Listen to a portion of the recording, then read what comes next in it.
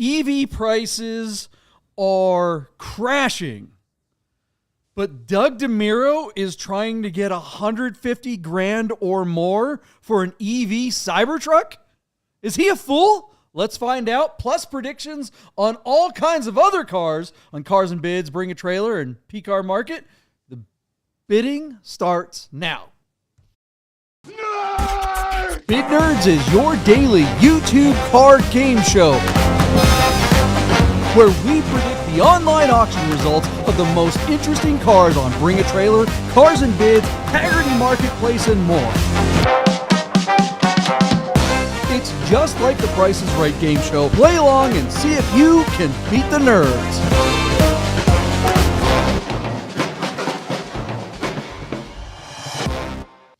Yeah, bro. Happy Easter and welcome to a brand new episode of Bid Nerds.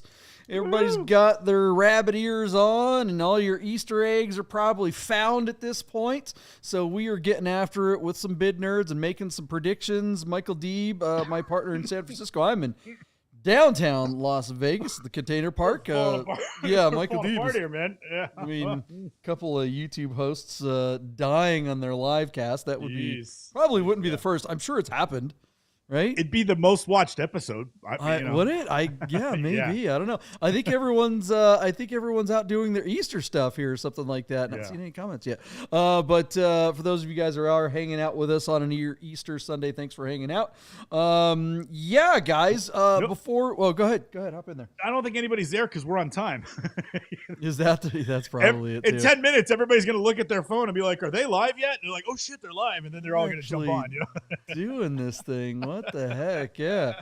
All right. Randy B's hanging out. All right. We're getting the gang is coming on in, right? We get the nasty comments all the time. It's like, oh, this show only has 1,000 views because they take forever at the beginning talking about other stuff. And it's like, well, it's an hour and a half show, bro. We're going to talk about some other stuff at the beginning of the show. Like, for instance, our good friends at Godden Porsche and Godden Classic of Las Vegas. If you need some parts for that classic Porsche of yours, they can help you out. Ship those parts anywhere in the world. Godden Classic is your source for Godden Classic Porsche classic parts. So give them a call. Let them know the Bid Nerds sent you. I was actually down there at Godden on Friday. They invited me down. I've been totally under the weather, guys. Totally had the stomach thing. And so that was like the furthest away I'd been from home. You know what I mean? So they wanted me to, I was like, 20 minutes from your home bathroom. I know making this one quick, guys. But it was an opportunity. They had their all team meeting and they invited me in. They were gracious enough. Thanks, Paul, Jarrett, for doing that. Just because, people have said that they call down there asking for stuff. And people have been Godden people have been like, what's Bid Nerds? So Paul wanted me to like go in there and go, yeah, this is what Bid Nerds is, people. If anybody calls up and says, hey, they heard of Godden from either Dervasa Nation or the Rami Show or Bid Nerds or, of course, Cars and Cafe, that's us. That's what this is. So don't be like, Was there anybody in the meeting that didn't realize you and me were doing a podcast and were sponsored by, at that point, by the time you get in there and present, everybody's basically been prepped, right? They all know, that's the thing. I mean, so for those of you guys don't know, Michael Deeb used to be the classic manager there for Godden Classic years ago. And I represent Godden as their ad agency and create a lot of their advertising content. So we cross paths a lot. We worked hand in hand a lot. That's how we got to know each other. But the dealership down there, I feel like, I've spent so much time in that building and I know all the kind of like key stakeholders there and all the principals really, really well, but I'm not there every day like Mikey is or like you used to be. So when I cruise through, I'm just another one of a bajillion other people that cruise through all the time. And there's so many new faces. They've got all these new people that I don't even know. I don't even recognize half of them. So they just see this weird guy with the black outfit all the time running through and they're like, who's that jerk off? Why is Paul giving him a time of day? What's a JP? Right, exactly. So that was really cool. And afterwards, got to meet a lot of the new people, new faces. People were really lot of the new team members came up and said hello, and we're excited about it. So that was really cool. So again, thanks. I ordered thanks, a part. I ordered a part from this chair here in San Francisco. I needed a rear sway bar for my 84, and not to mention any names, Sierra Madre couldn't find it, but I called Godden after months of not being able to get anywhere with somebody else, and I talked to a kid named Austin in the parts department, and I'm telling you, JP, in a snap of a finger, I gave this kid a part number. He gave me the updated part number, by the way. Very nice. Porsche does that. Last 2 digits are different. The one I've given him no longer exists, but they have an updated part number. Probably means they're getting it from a different source, but whatever. It's the same part. And he could tell me how many were on the ground on the planet. Like there's 6 in Germany and there's 3 in the States or whatever. I ordered this thing. Godden had it in a matter of days, and it was at my house on time. On the day he told me it would be there, it was at my doorstep, which means I got to make an appointment and drive it down to my mechanic in San Francisco and get it on my car. But it could not have gone better. And then the whole fun thing was, I was like, hey, man, the Bidner told me to tell you that we sent you. And he's like, oh, really? And I said, yeah. And I said, by the way, this is Michael D. I used to work there. I'm one of the Bidners. And he just started cracking up. But super nice kid, good sense of humor. But they're, when you deal with a dealership, they are just plugged into what Porsche has produced. It's a night and day experience from trying to deal with an outside vendor who's just pushing tin. It's completely different. So if you really are looking for a part for your classic Porsche, you could do no better than Godden Porsche. And again, if regionally it makes more sense for you to go to a closer classic partner, I imagine the experience will be similar. But having worked with Godden and having worked at Godden, I know the integrity of the building. They're just the best, man. It's really awesome. So I'm glad they invited you in. I'm glad they're our sponsor. What do they say? A lot of synergy there, which is a cliche word, but it actually fits, doesn't it? Like they're so good. So hey, really cool stuff. Michael, why don't you? I think from the last episode, maybe we had you turn your mic down a little bit. Maybe turn it back up a little bit. Some Randy saying he's a little light there. Anthony Vieira also chiming in saying it sounds fine on his side up there in Idaho. Look, the Spud Syndicate knows what time it is because that's where our Smiths is. If you have a fine Swiss watch, you are a lucky person to be watching this episode and this show because our Smiths is a big supporter of us, and they will get you hooked up and make sure that your fine Swiss watch is in fine Swiss repair all the time. Just give them a holler. Even if you're not in Idaho, doesn't matter. They can service your watch from anywhere. They'll just send you a package out there. You put your watch in it, and they FedEx it back to Anthony, and he'll get it all tip-top shape, send it back to you lickety-split. And they really are the Godden classic of watch repair, man. These guys know Nicely what the done, hell JP. they're doing up there. That was very smooth, my friend. Right, that was we're trying very to put smooth. it together. That was a hell of a segue there, buddy. Good job. All right, guys. We are ready to go. Looks like the nerd herd does know what time it is because how's my mic? You got little green and red lines on your switcher board. Am I better your now? levels seem to be pretty okay. So I did turn it up. Right, okay, good. cool. I'll eat my microphone here. Do it. All right, so what we do on this show, if you're new to the show, if you're new to the channel, we've had a lot of great guests lately. They've brought some new people in, and we welcome you to be part of the Nerd Herd and the Nerd Nation. But for those of you who are new, we make predictions. We dig all over Cars and Bids, Bring a Trailer, sometimes P-Car Market, Haggerty Marketplace. We find the most interesting cars at the time, and then we make predictions as to what will happen with their auction results. We analyze their listings, and we play the prices right, and you can play along. And if you're watching this live, hopefully you're watching this live. If you're already watching this live, you're in the chat. You can play along with us, and you can bid against us and see if you're better at it than we are. If you are watching this live and you're not part of the chat, get in there, say hello, introduce yourself to the rest of the herd. Lots of great guys and gals hanging out in there, and everyone's always having a good time in the herd. So get on it, folks. Let's do this. We always start out the show by reconciling our predictions from the last episode. So let's start with the first car on the list from the last episode. Michael D., what do we got? JP, without question, one of the most amusing cars we've ever covered. Now, we had Rami in studio with you. Shocker to see Rami in the Rami studio. It's like the last place you would look for him, right? Like butter in the refrigerator. You would never think the butter was in the refrigerator. So, and then we had Sahan remote from Oakland. If I had known he was going to be remote, I would just invited him over for drinks, and we could have been, together in the Deeb studio. But this is a car that unanimously we would all love to drive and own. But this one has been ridden rough and put away wet and left out in the cold as we found it on Cars and Bids, a 97 Lamborghini Diablo VT Roadster showing 34,900 mileage, but listed at true mileage unknown. A closer inspection of the photos show that this car has been parked and scraped and scratched and eaten in and literally parked outside. It's just, so many, we like to call them, crypto bros or douche canoes that buy these cars, the Nouveau Reach set, wax them and drive them and show off with them so that they can get bottle service and pick up chicks. This car looks like it's just like hippie owned and not cared for at all, and just mildly amusing to say the least.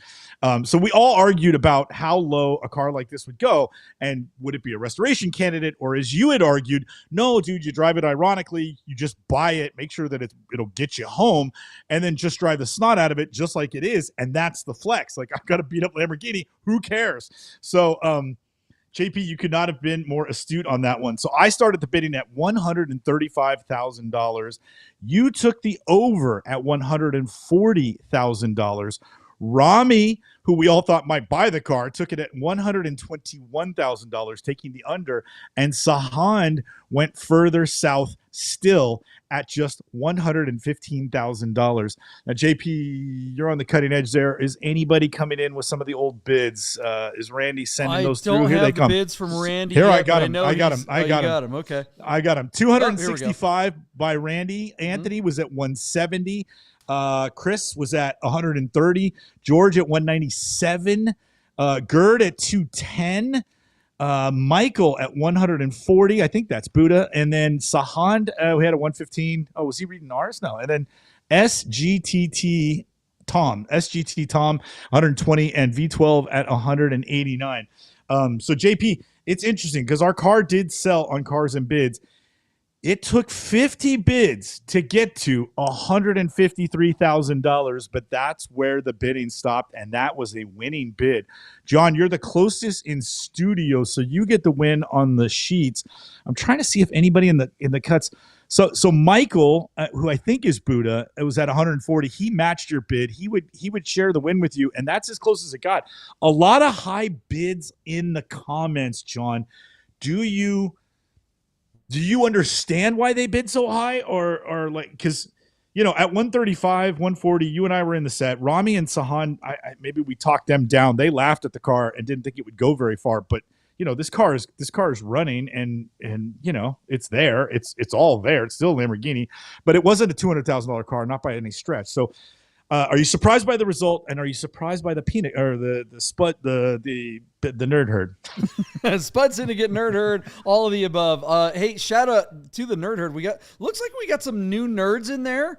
Look, let's see here. Scott Derrickson, Passbon, Cajun. I don't know if I'm saying any of these right, but welcome to the new nerds that are hanging out in the herd. Love having you in the group. No, I'm not surprised by this result. Like I said on the other half, on the last episode, look, it's still a Diablo. This thing still is a Lamborghini. It still is the 12-cylinder. It still has all those things. Yeah, it's all beat up. But I think this is the kind of car that there's still a flex to drive something like this, even when it's beat to hell. And I think there's even a flex driving it because it's beat to hell. There's something about rolling up in this thing and just like I don't care. It's like dropping the Yeah. mic. It's like, what? What do you got? A clean Huracan? Whoopity-doo. I'm so Yeah. goddamn flex that I can Yeah. roll a Diablo and curb the wheels. Like, how awesome would that? Like, go to the Cars and Coffee and literally on purpose just grind,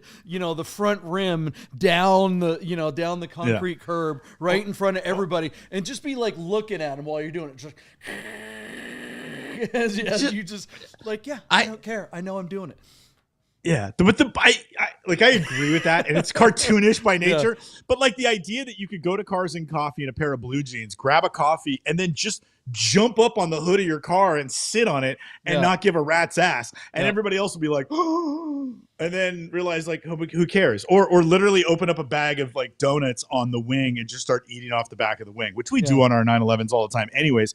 But our 911s are not, $250,000 Diablos, and that would be the flex. It's just treat it like it was a Volkswagen, and I think that'd be hilarious. And drive the living hell out of it and not care, because like, how many millions of times have we been on the Crest, right? Or Malibu, or any of the places where people drive. Like, here in Vegas, there's drivers, but in LA, that's where all the cars are, right?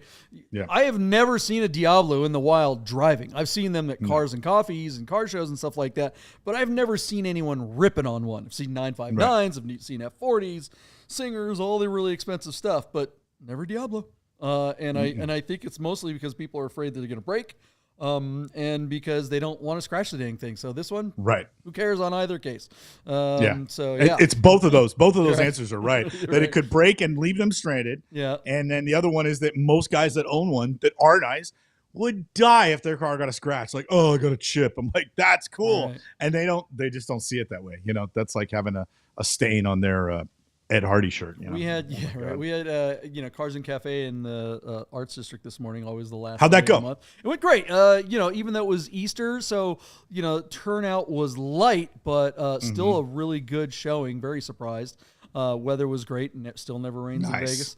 Nice. But I don't know. I was standing there with some guys, and they started to have that conversation about whether or not they paint the front clip and the vinyl covering, and I don't want to get it scratched. It's like, oh my God. Oh, what are you guys doing here? Just get out of here. Yeah. Shut up. Just stop. Just drive these things. Just come to the show, spill coffee on it. And shout out to Tony Mazzagatti, because he had his 904 there, right? Nice. And we didn't have a coffee truck this morning. We couldn't get a coffee truck because it was Easter. None of the coffee guys wanted to come out on the holiday. So I literally went to Starbucks in the ghetto this morning as people, like literally across the street from jail, as people are getting bailed out Sunday morning in Las Vegas. You can imagine that crowd, right? So I've got these 3 jugs of coffee, and I get to the show. I'm late to my own damn show. And it's like, where are we going to put these? And Tony's like, just put them on the roof of the 904. I'm like, what? Like, no. We just literally had all 3 of these jugs and all the sugar packets, and people are just like, and they were so full when he opened it that squirted coffee all down the side of his car. I was like, whatever. Tony's the man. Tony gets it. There are people that would freak the F out just to put a cup up there, much less all the. So, anyways, shout out. Yeah. Thanks for everybody that showed up to the show this morning. All right. May 26th. We're gonna tease the first tease. May 26th is the last Sunday of May, and Cars and Cafe San Francisco will return across Golden Gate Bridge.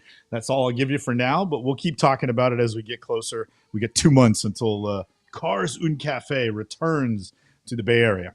Looking forward to that. Maybe we'll have to make a trip up there from here. Big shout out to the Porsche crowd to come. We want Porsches. Yeah. We want it to return to a Porsche show. Even if other cars come, they're welcome. But I do want it to be Porsche heavy, and it has not been Porsche heavy. Well, before we move on to the next car, let us know what you think of the results of that beat-up Lamborghini. Would you rock that thing if you had the money to do it ironically? Or would you buy that thing and try to restore it back to original and make it nice? Or do you think that was just dumb, stupid money that people spent on that thing and somebody wasted all their cash and should have bought, I don't know, Bitcoin or something like that? Let us know in the comments below. And what was the next car on the list? All right, JP, I think you selected the 2008 Mercedes-Benz CLK AMG Black Series out of Arvada, Colorado. on Bring a Trailer, our car was showing 59,000 miles, which I would say, John, is probably 3 times as many miles as most of the ones we cover. I feel like we've covered a bunch that are like, between 8,000 and 25,000 miles, but I don't know that we've covered one with like 60,000 miles on the odometer. Now, our car looks really clean in these photos. We got some studio shots. You got some nice shots outside in the golden hour. This car certainly doesn't look like a 60,000 or what we might call a miler. The car looks like it's detailed. It's free of scuffs and damage. It looks really clean in the images. And I think by that rationale, I drank the Kool-Aid and I thought this car might do a lot better than ultimately it actually would. So this is the first Black Series car that we got in the United States. These cars are a blast to drive. They go fast. They are absolutely German muscle cars, but they handle a little bit. I talked about the electronic doodads being non-defeated, and then I got shot down by all the guys that have owned these cars and said that's not actually true. So my experience with my old 500E does not apply to this CLK 63. So John, without further ado, I started the bidding at $116,000 where I thought it would sell. You took the under at $110,000, and then Rami took a big swing over at $123,000, and Sahan split the difference between me and Rami, leaving you at the bottom end. Randy B, you're right on time. Thank you. Randy was at $97,000. That's a very astute bid, being on the bottom end. Anthony at $106 undercut you also. Chris Carbine at $89,000 again with the buy bids. Chris Carbine's trying to wholesale every car that we cover. You know that, right? Like, he can't help himself. I think he's got like pen in hand, and he's like, if I can get that car for $89,000, I'll buy it today. George at 109. Bring me Gerd a at Foursquare. one.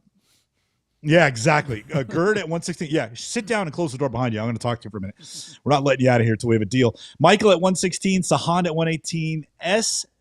SGTT Tom. That's SGT Tom, 68,000. That's really low. And then V12 at 115. So, yeah, really interesting result here, JP. So our car sold for $95,000 on 27 bids. It seems that in the room, we would all have been surprised that the car didn't break 100,000 because you're the closest guy and you're still $15,000 over. I know you were covering me, but nobody went below you. So we all like the car so much, we bid with our heart. But all the nerd herd, they're all over this thing. You got Chris at 89, Randy B at 97,063. Kudos to that. I think that's the winning bid, JP. But there are like 4 more bids there that are under your 110.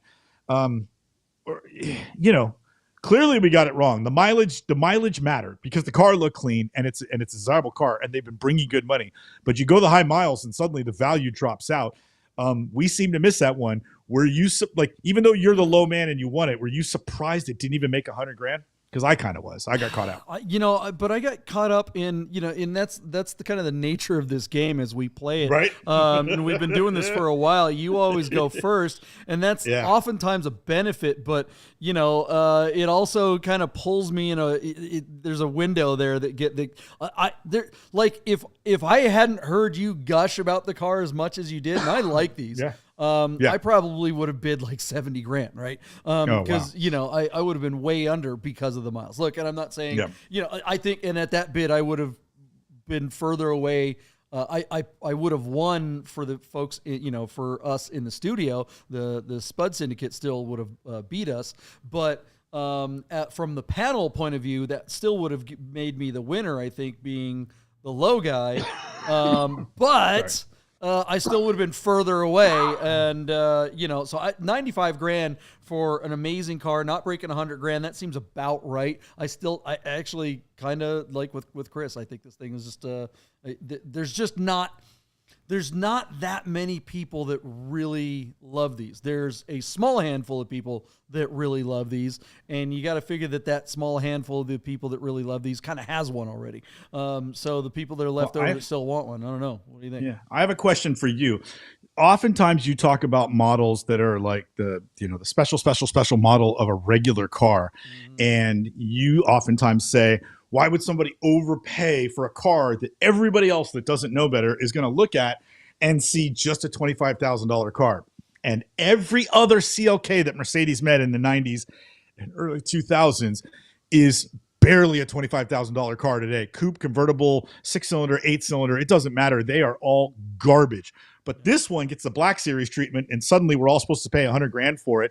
And there are a handful of people that realize limited quantities built in Affelbach or wherever they, hand build the engine and all the best components for the suspension and flat bottom steering wheel, yada, yada, yada.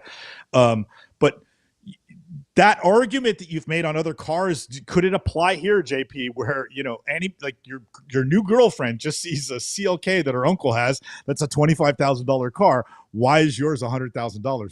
Big whoop. It's got an exhaust. Who cares?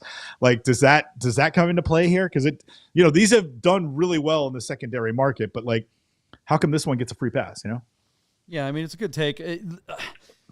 Not only are regular CLKs barely worth 25, like the nicest of the nicest non-Black Series CLK. I don't know if any CLK has seen $25,000 in years, right? Right. CLK 55 AMG is with no miles on it might get 20. They are not worth anything. And you know what? I actually kind of like those cars. I think they're great, cheap Mercedes power for not a lot of money. I think they provide a lot of value. I think the CLK Black does have enough additional curb appeal that, look, if you know what a CLK is at all, then you probably would look at this one and go, wait, that isn't the same as a normal CLK, is it? But so it does have something, and then obviously you get into it and drive it, and it's a whole other ball of wax. But I think that's kind of Mercedes' problem in general these days, is that Mercedes makes so many different cars, they have so many different models, they completely change their design language every 14 seconds. It's hard to kind of like, you look at like the 2014 versus a 2020 or 23 version. Like, I don't know which one's newer or older anymore. If I don't have the actual, like, oh, what year is that? Oh yeah, no, that's a 10-year-old car. Oh no, this one's only 2 years old. Wait, I thought the other, it just comes, I'm just confused. I can't keep up with what Mercedes is doing. It's like, guys, make fewer cars and make them better rather than just making all this crap. And I think they're just, what it's like? It's like, remember when like North Face, the brand, or Arc'teryx or whatever, used to be the kind of thing, you want an adventure jacket to go climb Mount Everest, right? And you wanted the best of the best of the best. You got a North Face or an Arc'teryx. And there was only a handful of places where you could get that. And they were, the jacket's going to be $800. By the way, I still have one that I bought in like 1984, and quality. Because those were quality. At some point, they sold out the brand, and now you can get them at Dick's Ross. Sporting Goods or Ross totally. or whatever. And it's just like, okay, well, that's not what it used to be. And I feel like Mercedes did that a long time ago, and they're still trying to trade off the quality of the brand of what it used to be. And I feel like this CLK Black is kind of the last of that last grasp at greatness. Everything they make now is just straight freaking garbage. There is not a dang Mercedes made right now that I would spend any money on at all. I mean, it is straight trash. So true. It is. It's including their highest end stuff, like the new G Squared is just an absolute Maybach dumpster of a car. Yeah. Piece of junk. Yeah. It's sad. All right, let's move on. But before we do, what do you guys think of the results of this CLK Black? Do you think that was well bought for just under $100,000, or do you think this was a score? Does this represent a crash in the market for CLK Blacks? Do you think this car should have been $150, but now everybody's getting scared? Let us know what you think in the comments below. And hey, Nerd Herd in the chat, why don't you guys hit that thumbs up? If you guys hit that thumbs up, right now, that'll help the algorithm serve this to some other people while we're still live. Still got a lot of show left. Let's share the Nerd Herd with the rest of the world. What was the next car that we made a prediction on the last episode there? All right, JP. I picked for us this 2011 BMW 1M on Cars and Bids. Our car is showing just 16,000 miles. And what else can I tell you about it? 16,000 miles. It is located in Austin, Texas. And, of course, they only made the 1M for 1 year. BMW sold less than 1,000 units in North America, making it, pretty rare. And I think the car looked really handsome in black. The car came in orange. The car came in white. I think those colors were more popular than black. I thought this car was particularly low miles, where so many of these cars had been driven. But they're not so low miles that you can't find them. And so when I started the bidding, JP, at $110,000, none of you agreed. In fact, Zach Miller from Cars and Bids came out of retirement to comment, and he went, I don't know if you remember, JP, he wrote in the comment, he goes, $110,000 for a 1M. He goes, bruh. Which I thought was really funny considering how white Zach Miller is. He said, bruh. Anyways, JP, you took the under by 15 grand at $95,001. Rami went under you at $89,000, and Sahan went under Rami at $76,000, creating something of like a $30,000 or at least $25,000 gap between my high bid and Sahan's low bid. JP, I can see the numbers now. Randy at $77,000, Anthony at $87,000, Chris Carbine at $72,000, George at what looks like $81,500, Gert at 89, or is that 69? 89. Michael at 85, Sahan at 76, and I can't really see the other. Zach himself was at $68,000, which is a very good bid. JP, you and I got hung out on an island. Me way more over you. I'm 15 grand over you. But look, this car only made $71,000 where it sold on 32 bids on Cars and Bids. So Sahan won that one because he was at 76, but Chris Carbine is at 72, which I'm going to use Carbine's bidding history to make my point. I think this car got stolen. That to me is a wholesale number for this car. I know that maybe 110 was ridiculous, but a 16,000 mile black one as clean as this. I'm surprised it didn't go closer to 80 grand. At $71,000, I feel like that was maybe, if not stolen, really well bought. And if that's the norm, then I think it's time to pick one up because, for years people were speculating on these cars. There were a handful of people that just wouldn't drive them and just would trade them in the secondary market for profit. If 71 is the new norm for a really low mileage clean example, man, what else could you get that would be as fun? Maybe not as fast, but as fun for 70 grand, JP. That's a really good number for a really fun, high performance, short wheelbase, big power, super tunable, limited slip is built in. It's got wheels, it's got a manual, it's got good seats. I mean, that's a lot of fun for the money. It might not be a lot of car for the money, but a lot of fun for the money. And historically, if you bought one like that, drove it for a couple of years, you'd get most of your money back out of it because they've held their value for so long. So would you agree with me that it might not be as easy to spend $70,000 and have more fun behind the wheel? I don't know, man. I mean, looking at kind of results from some of the other platforms lately, there's been a bunch of them that have gone for significantly less with more miles. Like, I'd rather buy one with 40 or 50,000 miles anyway. Right. Kind of let that depreciation eat up. I feel at 16,000 miles, you're going to be like going, oh man, if I drive this at all, I'm going to shave 20 grand worth of value off of the car. What is it? The 2M, whatever, Mercedes, yeah, whatever M2. M2, yeah. BMW makes right now. That's a great car. That's basically the same thing. Right. But, and maybe a little bit more whiz bang, a little bit more modern looking if you care. I prefer this car over that car, of course, but I don't know if BMW people are in that category. I feel like this car, as cool as it is, I mean, this is a true enthusiast car, right? You have to know that this car is special because just like the CLK that we just talked about, there are 128s and 135s all over the place for 15 grand, right? And unlike the CLK Black that does have that curb flare, it's got the extra vents and the wheels and the aero kit and stuff like that, and there's just something about the presence of a CLK Black that it has. The 1M does not really have that over the 135 or even a 128. I know it's got fender flares, but not really. They're not really obvious. There was someone brought an E30 M3 to Cars and Cafe this morning. Beautiful looking white one, very, very driven car. It was the kind of car that you and I don't both appreciate. But that car was. I mean, if you've ever seen a regular E30 and then you see an E30 M3, there's no like, is that basically the same? Is that the same car? It's just the same car. It's like, no, it's got the flares, the wing. That's the thing about the 1M. It just doesn't really have that spark to it when it comes to the look. Zach Miller chime in. Zach, you were all over it tonight, man. The thing about these is they remain special for only a short period of time. Once the M2 F87 came out, went through continued improvements, the 1M was no longer the limited experience it was. Well, there you go. I mean, I think that's a good take. And folks that are into the BMW scene kind of know this stuff.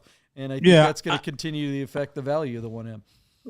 And my only defense of the 1M is this, and this is probably true of most makes, JP, is like maybe the M2 and the new M2 and the new M2 competition are better cars. But by all indications, this older, or as you might refer to it as a first-gen M2 called the 1M, as Zach Miller points out, is probably going to offer more feel as being the older car. The technology that's being woven into the builds of the new cars, I think, is removing the driver from more and more responsibility of what the car is doing. And I just feel like if you want that old original analog feel, at least in the BMW range of turbocharged modern sedans, the 1M is probably going to offer just a bit more, fun factor.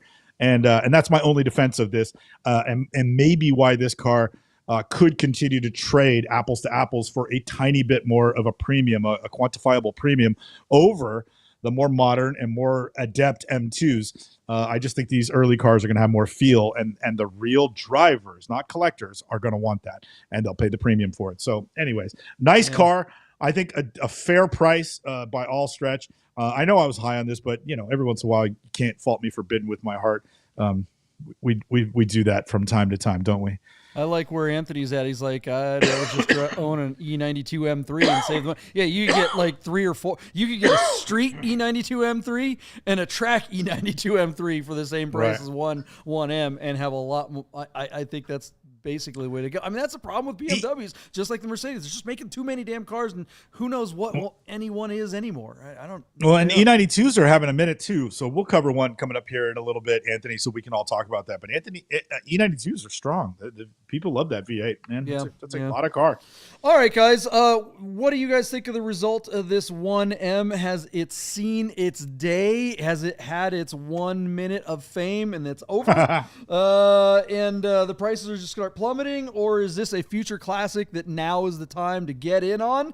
Let us know in the comments below. Hit that thumbs up, guys. Let's get that algorithm working for us, and we're going to be right back with new predictions right after this. Hey guys, I gotta tell you about our friends Godden Porsche of Las Vegas and Godden Classic. If you're looking for a new Porsche or a classic, you gotta call our friend Steve at Godden, this guy. Save yourself the hassle of screwing around with all the auctions like we always talk about, and just talk to Steve. He'll find you the classic Porsche you're looking for. Godden Porsche of Las Vegas. If you don't subscribe to Bid Nerds on YouTube right now, I'm gonna shoot this 997.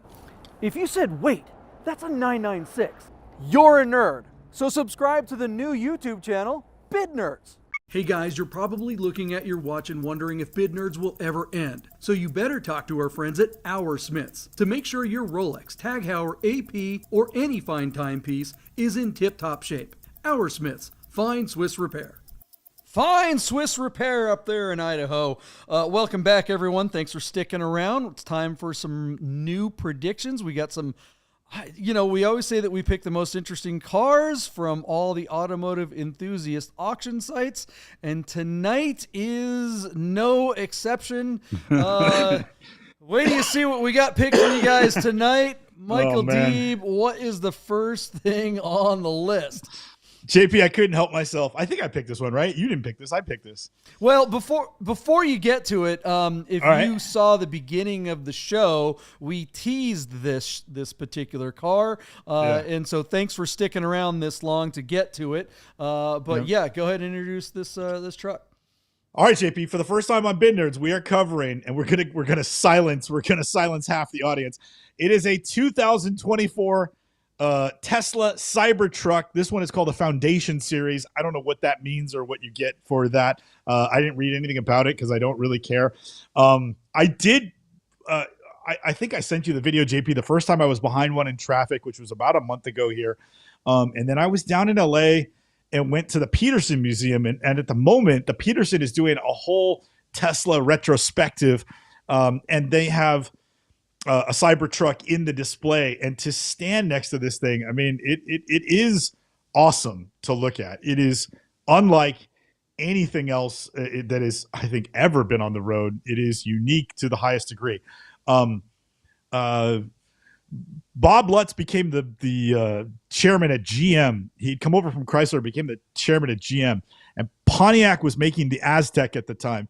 And Bob Lutz said something very diplomatic about the Aztek, and he said, "I commend them for building it," and then he promptly cut it off. Like he killed the car. You remember the Aztek was that really awful 5-door that just had hideous lines, very utilitarian, but just a terrible vehicle, and he killed it off. And so this is sort of, from my feeling personally about this, is like, I commend Tesla for making this, and I'm sure lots of guys are going to buy it. It doesn't move the needle for me. If I'm getting a truck, JP, I want a big old American truck that you would see at a keg party at a lake in Washington State. You know what I'm talking about. That, to me, is what a truck has been and always will be. This looks like it would be more at home on the moon than it would in my driveway. And so you can miss me with it. That being said, these are, I think, just over 6-figure cars. And these things are trading for, easily 50% more money in the secondary market. So you and I will get to have a little bit of fun trying to guess where somebody's going to fall on their Johnson and pick this one up. But it's that same thing where the guy who bought this car clearly had no intention of driving it. It's just an opportunistic moment that he got in line, got his car built or truck or whatever it is, and then he immediately took it and parked it under a fancy light to get some cool pictures of it, throw it up on Cars and Bids, and see if he can make 50% on his investment, which he probably will do. So, John, I serve it over to you. What are your feelings about the Cybertruck? And then what are your feelings about the speculators that just take advantage of having the money to go out, snap something, and then throw it up in the secondary market? This reminds me of the car. You remember Mental selected that Toyota track car, and he was really pissed about guys who got the opportunity to buy those, and they're preventing the people who want to use them at track from owning them because he wants to own it first and turn around and sell it in the secondary market for profit. The flippers, as we call them. Are you as heated about the flippers as Mental was? These things, I just laugh at it because you and I have been around the business for so long. This is par for the course. But here it is. It's happening in real time. The Cybertruck has hit the road, and the speculators are trying to cash in. So what do you think, JP? Our first Cybertruck. It's definitely on the right platform. Well, all right. You asked two big questions there. I'll start with the latter. As far as the flippers thing, I could care less. The flippers are going to get burned on this because unlike that Corolla GTR thing or whatever that Mental was all upset about.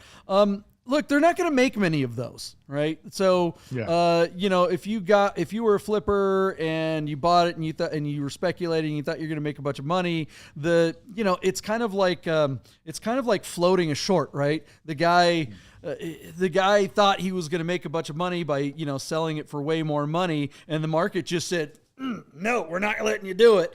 And there was enough people that just said, screw you, hippie, and it burned him, right? But those cars aren't going down in value. They're just not crazy high, right? Whereas this vehicle, the problem is that this was supposed to be a $60,000 car. And so the flipper, it's like, guys, production is going to catch up. It already has. The first ones of these, and we'll get to numbers here in a minute, but the first one that came to auction was like $250,000. We've already seen them trade for $100,000 less than on other platforms. So if you thought you were going to get in there and make a bunch of money, maybe a couple people will be able to. Maybe some people will make a little bit of money, but it's not going to last long because soon these will be around. Let's go back to the real question is, everyone ishes on the look of this truck. And I am here to tell you that if you love a Porsche 911, an air-cooled 911, and you don't love this truck, you don't know what you're talking about.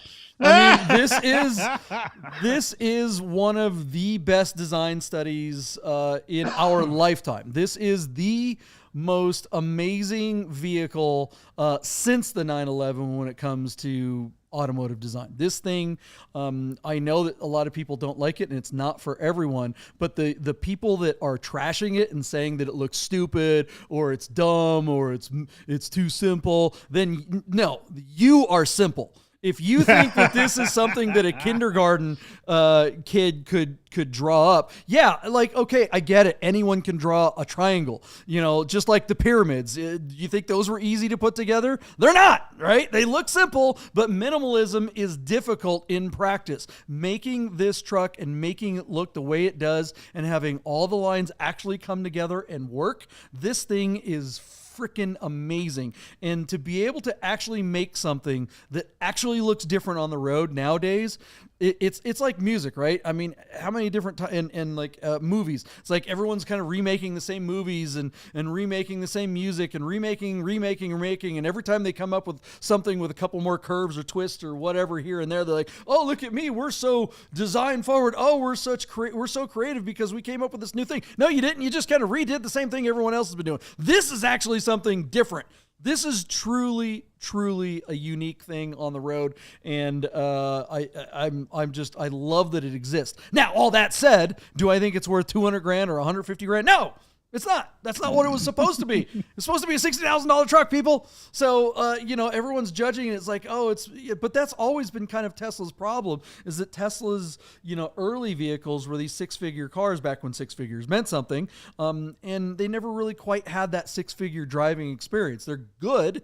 They're great, but they've always been kind of built for people that don't like cars, for people that actually have a disdain for automobiles. This car, I kind of actually feel like there actually was a nod to the fact that, hey, this is actually something more than a transportation device or an appliance. Everyone's comparing this thing to a refrigerator or some kind of blender or something like that, but it's not. It's actually the only car on the road right now that isn't that, frankly, and that's including everything that Porsche makes, because Porsche, has announced that, by 2026, there's all the Macans are going to be EVs. There won't be any gas ones. All the 911s that are coming out by 2029 will be some combination of hybrid, and probably the only gas ones are going to be the GT cars.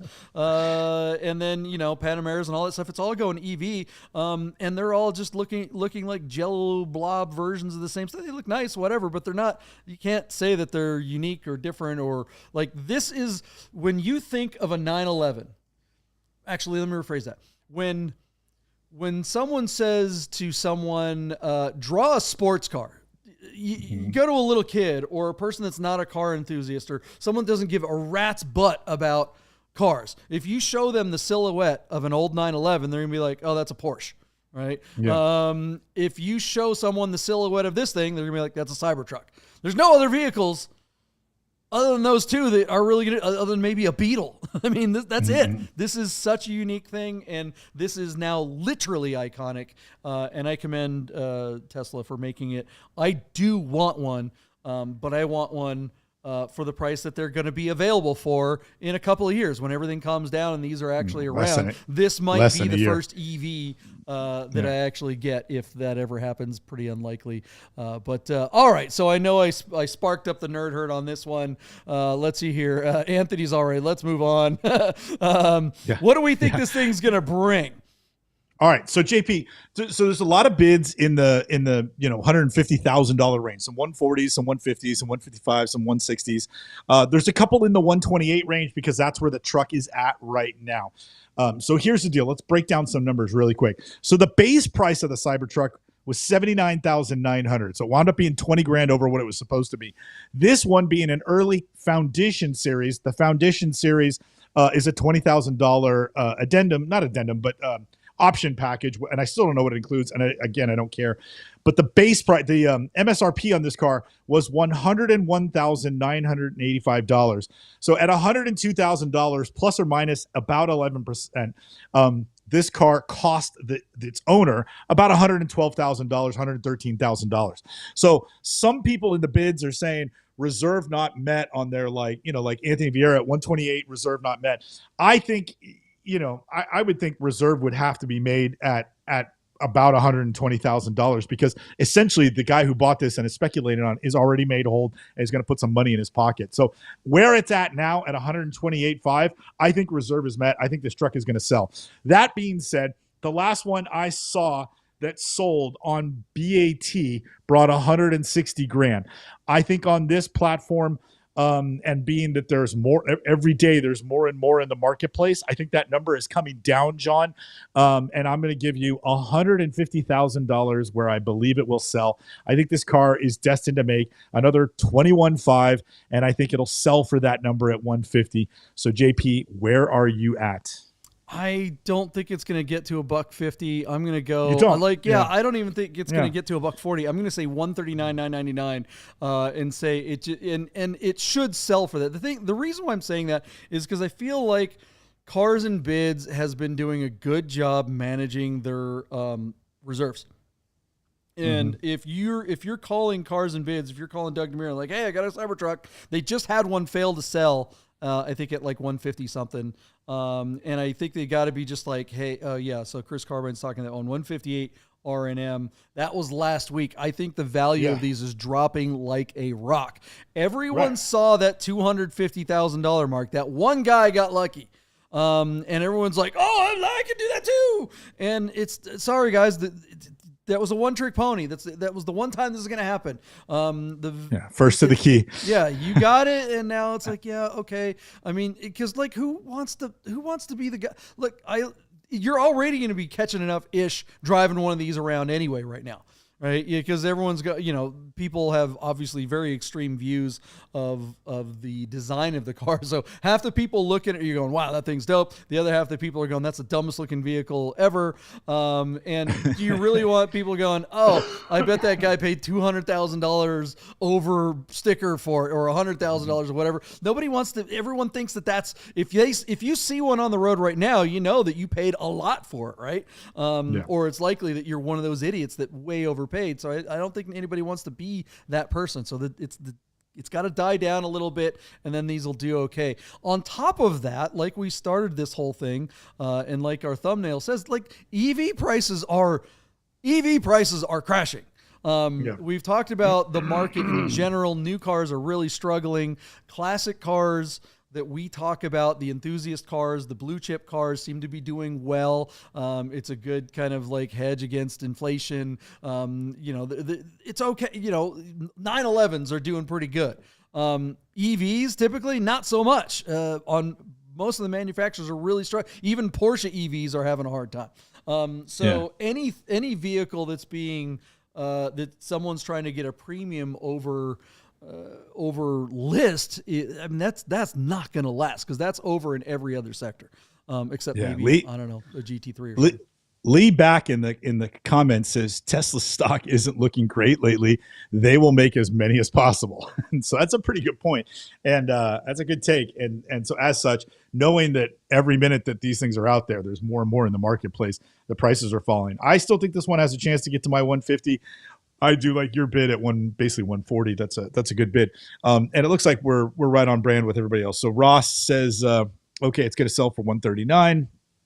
Zach Miller's at 140, Michael S at 155, George Condor at 154.20, Randy B at 160. He's the high man. Randy, you might be all alone up there. Anthony Vieira gives it 128.5, which is where it's at now, and says failure to sell.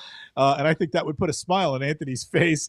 And then Gerd and Jerry are saying 157.5. And I think is that everybody? Is that all the bids? Let me see. Carbine, Zach Miller, blah, blah, 158. Yeah, that's everybody. All right, let's move on. Chris Carbine. Let us know. Chris Carbine's with you at 139. Yeah, what do you guys think? Let us know in the comments below. Is Cybertruck going to bring all the dough, or is it a done? It's over. EVs are done. Let us know in the comments below. Let's move on to the next prediction. What do we got on the list? All right, JP, you selected for us a car I can say we've never covered in the years we've been doing Bid Nerds. So great grab on this one. Cars and Bids has for us a 2012 KTM X-Bow R Superlight. I mean, talk about a track day toy. Look at this, a car that you have to wear a helmet if you're going to drive it. How cool is that? Our car on Cars and Bids is located in Scottsdale, Arizona, and showing, despite being now 12 years old, is showing just 800 miles. This thing's really cool. John, up here in Sonoma, we have Sears Point Raceway, and I did 5 days of racing school in an open wheel Lola, like it looked like a little mini Indy car that was left in the dryer too long. Had a Mitsubishi Evo Lancer motor in it, and was capable of 3G cornering. And that was a great school, made me a really good driver, really improved my skills. That school is done, and the school that's in there now is not employing open wheel racers, but instead, if you go to Sears Point and take track day school, they put you in KTM X-Bows like this one here. The equipment that's on this car looks like it's right off a race car. Really cool stuff. I don't know what to tell you. I know these handle like up to 2G. I'm not sure if they're capable of 3G cornering. It's amazing to think that it's just a 2-liter turbo 4-cylinder motor with a 6-speed manual. But these things will put down some power, 300 horsepower. And man, I don't know. This one looks like it's basically brand new. 17 and 18-inch wheels, remote reservoir shock absorbers. I mean, this thing has got adjustable anti-roll bars. If you're a track day guy, like our good friend Buddha, is in charge of all the track days out at Spring Mountain, and he bought a Toyota that he could just wail on. Imagine turning Buddha loose in something like that, or Mental in something like that. I mean, you can really scare the snot out of your passenger, make somebody you really care about throw up in their helmet and laugh at them the whole time. So really cool car, JP. I've never had the privilege to drive one. They always look like they're fun. I'd still rather have a coupe sports car as a track toy. But man, to go rent one of these for the day would be an absolute blast. I know these things are pretty epic. The question is, what are they worth? So this one looks like it's brand new, but it's over 10 years old. Is the new one that they make today so much better that this one is essentially antiquated and not worth anything? Or is it finding a sub 1,000 mile one that hasn't been beat to snot? Your lucky day kind of thing. So I send it back to you, JP. A 2012 KTM X-Bow R Superlight. You think Jason is wishing he didn't buy his Lotus now and wishing he got this KTM, or you think he's happy with his Lotus? Yeah, that's an odd comparison, but yeah, I guess. Yeah, I mean, the thing about these cars, like living in Vegas here on the Strip, you see those the Polaris slingshots all over the place, the 3-wheeler looking things. Yeah.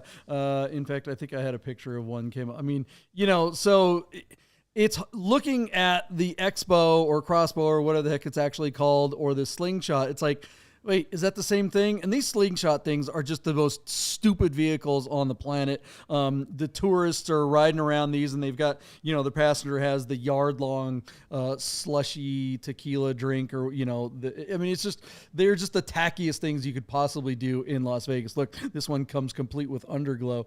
It would be hard not to mistake this really impressive car for one of those, honestly. These are actual 3-pedal 6-speeds. That's an Audi, that's like an Audi TT engine that's in this thing. It weighs nothing. It's carbon fiber. Those other things are just plastic. So this really isn't the same thing as one of those, but it's like, for the amount of money that you're gonna have to pay for one of these and be mistaken for a dippy tourist driving around, I don't know.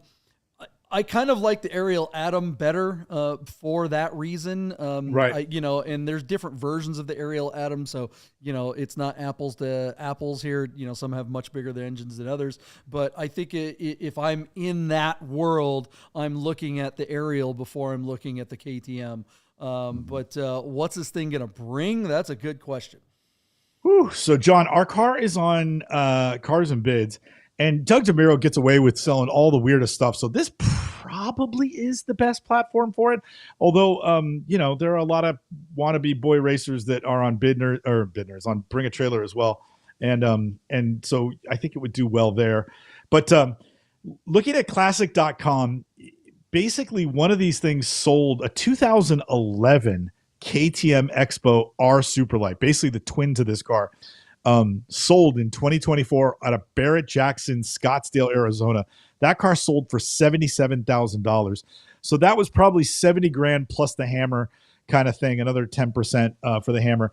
So I'm going to give you, our car is currently sitting at JP, $54,000 on 22 bids.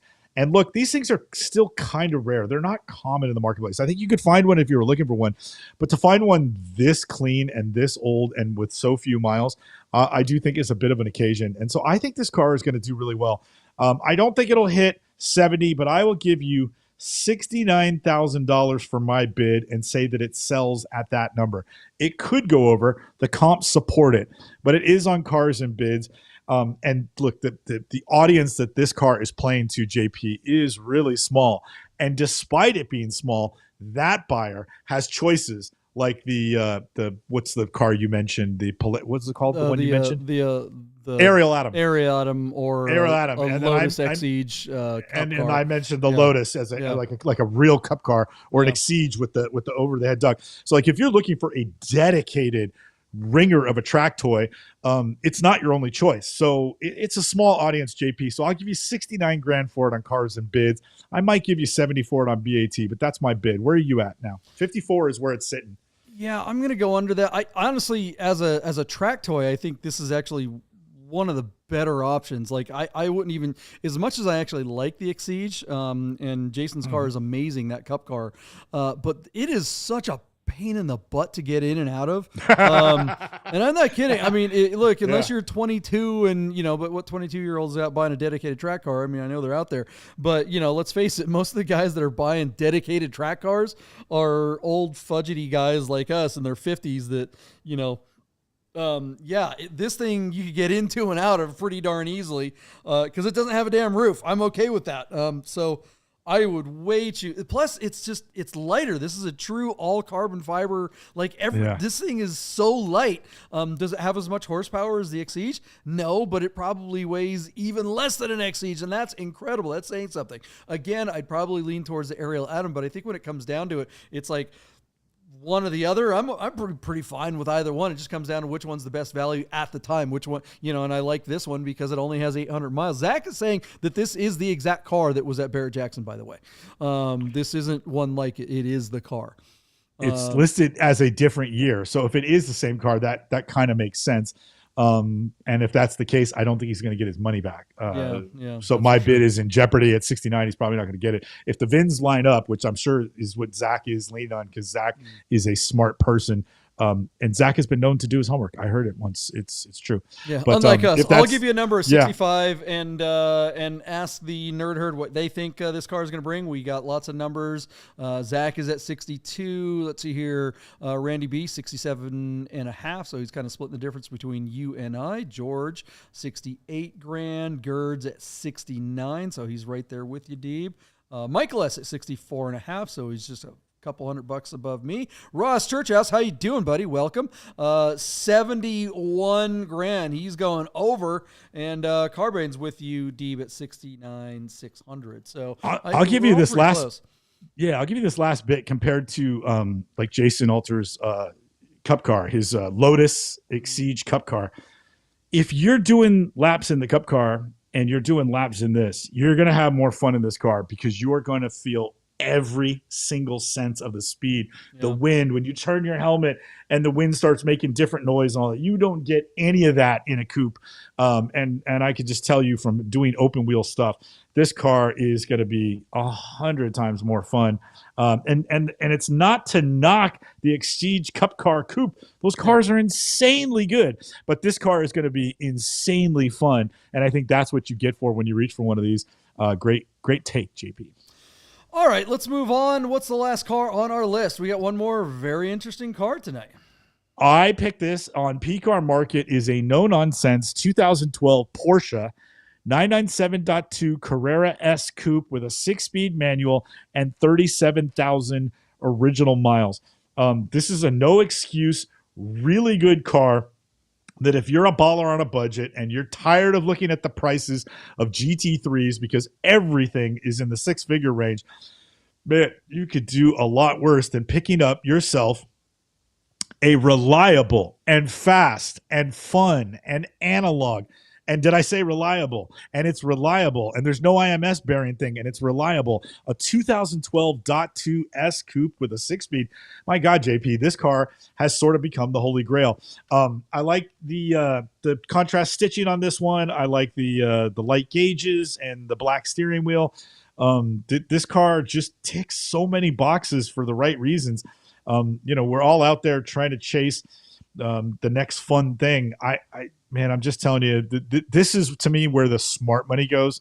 I'd love to have a 996 GT3, but that's going to set me back. Even a miler is going to set me back $110,000, $120,000. But this car is probably just about all the same speed and all the same handling, really close. And it'll be 40% off. These are great cars. You have astutely pounded the table for these because at the time that these cars were going into production, the world economy was completely in the toilet. And so there weren't a lot of takers. Thus, Porsche did not produce a lot of these cars by the numbers because the buyers did not exist globally. So finding one in this condition with a manual is a real find. So I picked this one because we like them. And I thought this one, despite being on PCAR Market, looked like it had the chance to bring a good retail number. So JP, I send it over to you. What do you like about these? What didn't I mention that you like that you would say about these? Would tell the audience why you would talk your friend into buying a car just like this.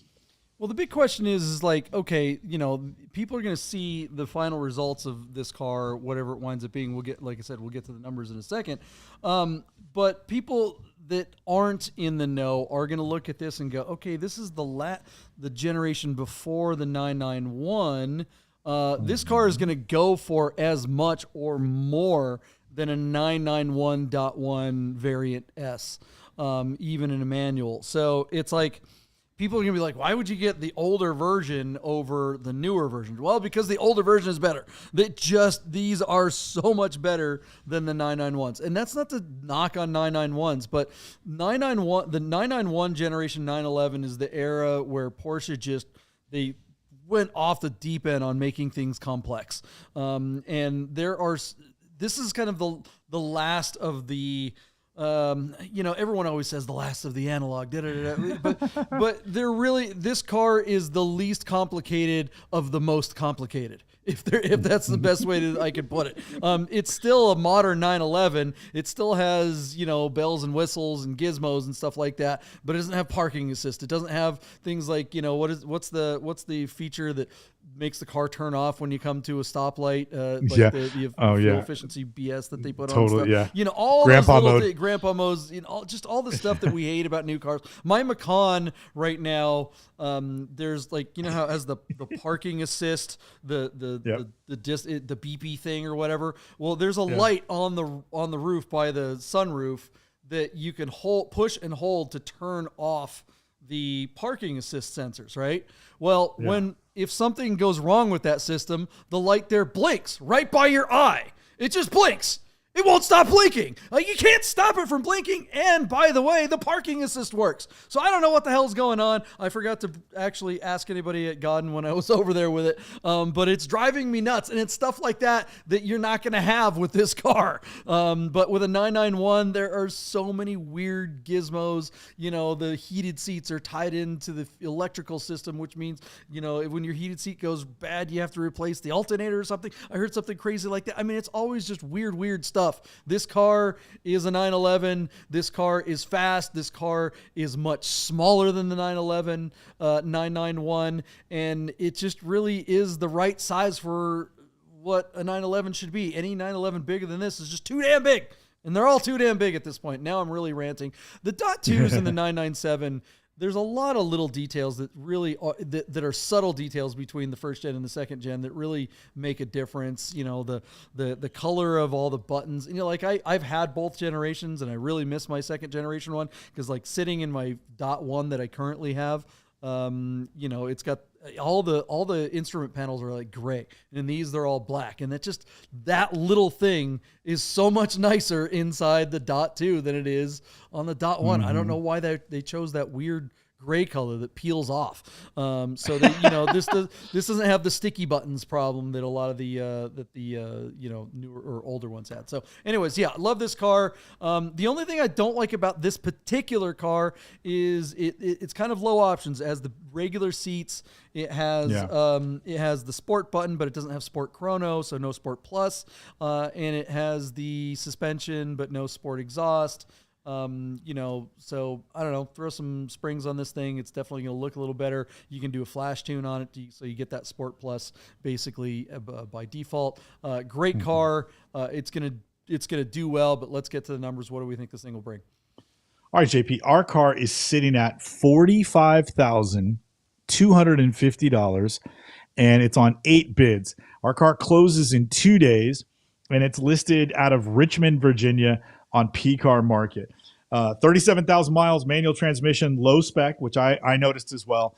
But I still think it's a great value for the money, especially since this car is likely to bring around $65,000. So I'm going to give you $64,911 as my bid and force you to make a tough decision to choose the over or the under on this car. That's not tough at all. I mean, this car is going to do way better than that. This is a manual You think so? S. Yeah, I mean, hell yeah. This is look, I'm going to just go 70,997 and actually think it'll probably do better because you just can't find these. There's 991s all day long for that price, but not in S's. Like a 991S with a manual still somewhere in that 80 grand range. So this is a better car than the 991S. And I think they're more sought after. And like you said before, they just didn't make very many of these. So they're impossible. All the 997S's are PDKs. When you find one, it's always PDK. So it looks like everyone in the comments is kind of agreeing with you. It's going to be mid 60s. If this thing goes for mid 60s at 30 something thousand miles, that is a steal. So Ross is at 59,997. Michael S is at 68. Anthony Carbine's with you. Carbine's at 73.9. Yeah. I mean, the people want these, and we're seeing GTSs getting 100. And that GTS is a much better car, but it's not that much better. I think if you could get this for 70, even if this were 80, a 30-something thousand mile, and on top of that, it's the last year of the 997.1. So when you anything special about that? Not in particular, but just that they always refine little things that just makes it makes them better. They fix little problems. But typically the ones that you're going to see. I mean, there are $60,000 versions of this car, but they're probably going to have a PDK and they're probably going to have 50 to 70,000 miles on them. 30-something thousand miles. This is the sweet spot, man. That's broken in. Whoever had it's probably dealt with all the little weird things that wind up going wrong, and the factory takes care of, under warranty. Under warranty. Yeah, it's time to drive this car and enjoy it. And it's not so low miles that it's a collector car. So this is the car you want. If you had to pick one 911 for under 100 grand, this would definitely be on that list. Nice car. Yeah. All right. Well, there it is, guys. Let us know what you think this little 997 will bring, and we will let you know on the next episode, which is going to be Wednesday night at 6:30, like always, 6:30 on Sundays and Wednesdays. Guys, we're going to wrap this show up and say thanks for hanging out with us on your Easter. Always great to hang out with you guys, whether it's a holiday or not. Check out, look, I wanted to give a shout out to our friends at the Fool's Roll. Check out Fool's Roll on Instagram. That's going on this week. They start on Wednesday. Cord was trying to get him on tonight. He's got so much going on. The Fool's Roll is the race from Texas to here, Las Vegas. Every year they do. I think this is their 10th or 11th year.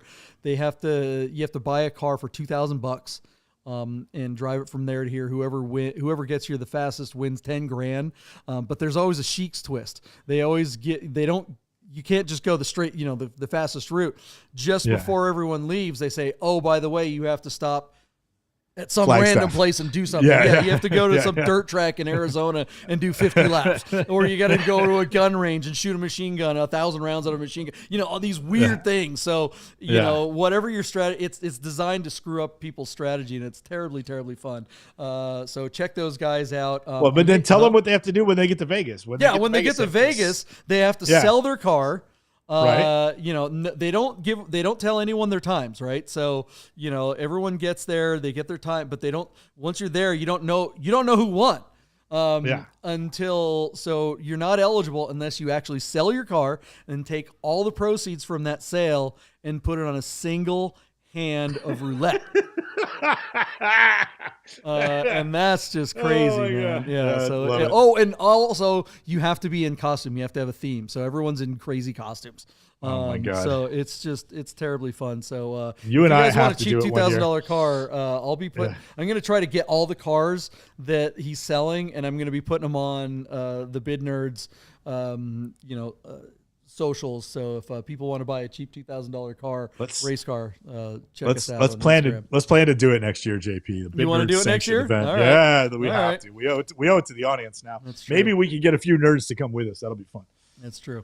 All right, guys, that's the show. Thanks. We'll see you on Wednesday. Good night, guys. Nerds! Get those nerds!